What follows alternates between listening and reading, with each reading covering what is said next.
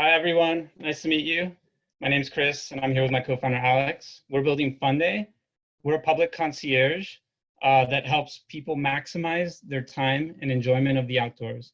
We're starting with the beach, which is a geography that has seen zero innovation in the past couple decades. Here's a demo video.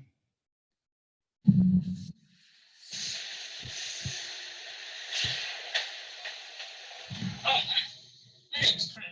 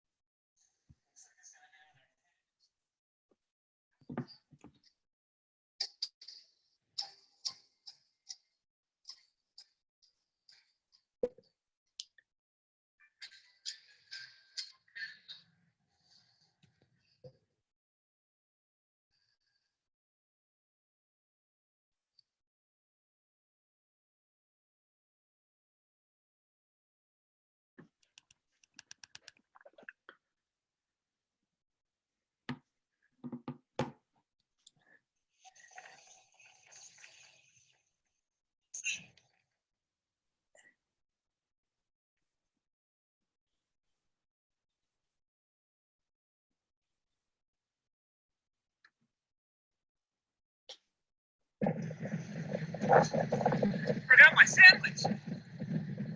He stayed through it.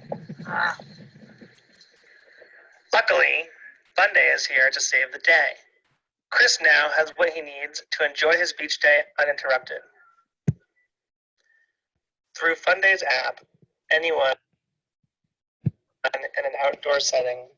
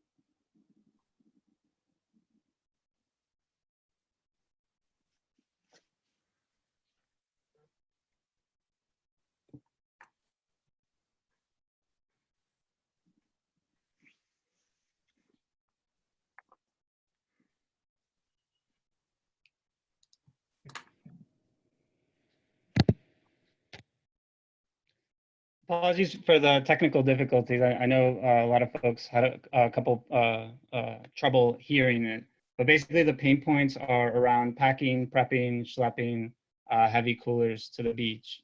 And we've built a two-part logistics model that's purpose-built for the beach.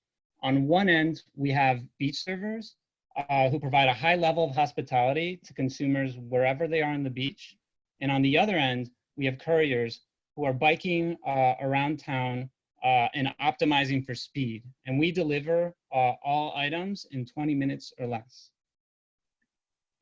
Now, if you look at the landscape of alternative options, all of them severely underserve consumers' expectations as it pertains to speed and level of hospitality in an outdoor setting such as the beach. So before deciding to pursue this idea full time, we ran a small pilot earlier this year. In that pilot, we saw that there is definitely a market for the service. So we did a pilot over 4 to 5 weeks and went from 4 orders a day to 20 orders a day in a really short amount of time. During that time, with a very, very hacky prototype, which is not what you saw on the video, we had a customer satisfaction rate of a 9.7 out of 10, which translates to an 83 NPS. We also, in the pilot, confirmed our hypothesis that we're able to see high margins due to inelastic demand. Any beachside hotel or restaurant can tell you that their $20 burgers cost just $5 2 blocks away. And this simple arbitrage opportunity is what we're taking advantage of to drive the business model. Additionally, we have higher market penetration rates than any other on-demand service is able to achieve, because we have these on-beach hospitality-like servers. They basically serve as walking billboards and salesmen for our goods that we're hawking. And we believe we can build a massive business just with our first target geography, which is the beach. We did a bottoms-up market analysis, market sizing analysis to size the market, and we found that there are over 380 million annual visits to our target beaches, and assuming a 5% penetration rate and $60 average order value, we believe we can build a business that generates over 1 billion annual gross merchandise value. However, that's just focusing on beaches in the US. We plan on expanding internationally, as well as to other outdoor contexts where consumers face the exact same pain points, including public parks, tailgates, and marinas. So we're the team to scale this into a massive business. I, Alex, have over a decade of experience with consumer tech and marketing, working in New York advertising agencies. Chris was most recently spent 2 years at Human Ventures, where he helped 10 companies go from concept through their Series C fundraise. So with my consumer expertise and Chris's company building expertise, we can build this into a very big business and knock it out of the park. And then, I mean, unfortunately, we're not live today, but we would have been if there wasn't this big coronavirus crisis. So if you go to our website, getfunday.com, you can download the app. And if you download the app, we will happily send you a push notification once we're back up and running. You know, it is what it is, coronavirus. So thank you. Hey, I really liked your guys' design. I thought the look of it, and I think the concept of the servers on the beach kind of being your own billboard is smart. My big questions though are, what is the real moat to prevent someone like Postmates just offering, putting a courier on a beach and then using their existing much more deep logistics network for servicing that? And what was the like profit margin like, or what were the financials like of your pilot? Were you guys actually making money or what?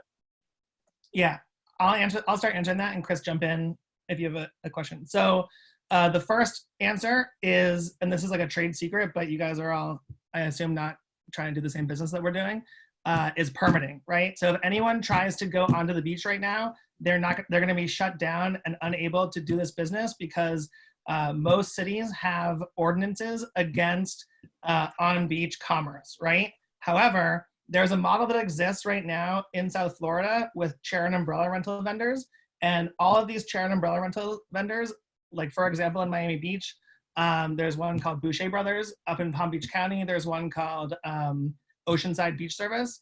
They all have single vendor licenses with the city that allows them to be the only one that's able to provide that service. And in Miami Beach, for example, they just signed a contract with the city that gives them 5 years of exclusivity with 3 optional no bid extension periods. So that company has 20 years of a monopoly on Miami Beach doing chair and umbrella rental rentals. So we've already started. Actually, the main thing that we worked on in the last couple of months is going from city to city to city in Florida, locking up these, or starting to talk to the city officials and getting ourselves in front of them. And we're currently in talks with 13 of them. We are, how do you say this, Chris? We are writing RFPs with 3 of them. So we're gonna have 3 contracts that are exclusive right now, with that.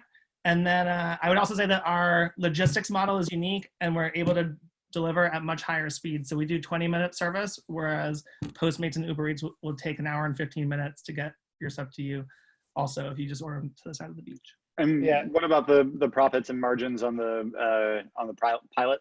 Yeah, I can cover that real quick. So on the pilot, we had an average order value of $36. However, that scaled to, we were seeing $60 by the end of the pilot. And it started much lower than that. So that, and we were seeing net revenue margins of 43%. And so we proved out that there's a high willingness to pay for consumers that are in a beach setting, even though the merchants were literally one block away. People value their convenience and time that much. And on the kind of like COGS side, we employ beach servers and couriers. And to begin, the courier will be hourly, but could go 1099. But we're going to start hourly to ensure consistent speed of service. And beach server will be hourly W2 employee. And so they're not paid by delivery. They're on an hourly basis, and they'll keep all tips. So as the average order value scales and as orders per hour scale, the margins only get better. We have time for one last question. Hey guys, is there anything you guys could learn from how Domino's rolled out the unconventional location delivery that they did a while back? I think it was Domino's. It might have been someone else. Yeah, they have. I think they're called hotspots, but they pretty much choose these points that are kind of like near a street that don't require an address, and obviously people really enjoy that. But that's kind of like a movement in the right direction, but they don't have the ability nor the logistics model to provide the maximum convenience, which is actually bringing it to the consumer exactly where they are, in our case, on the beach. So I mean, what we've learned is like people want this for sure. And we can only imagine people will want it even more if they don't have to get up at all. Awesome, thank you. I just want to say it was a good video, very funny, and I kind of want to be on the beach right now. Certainly use your service when I do make it down there. Thank you very much. Yes, we missed the beach too.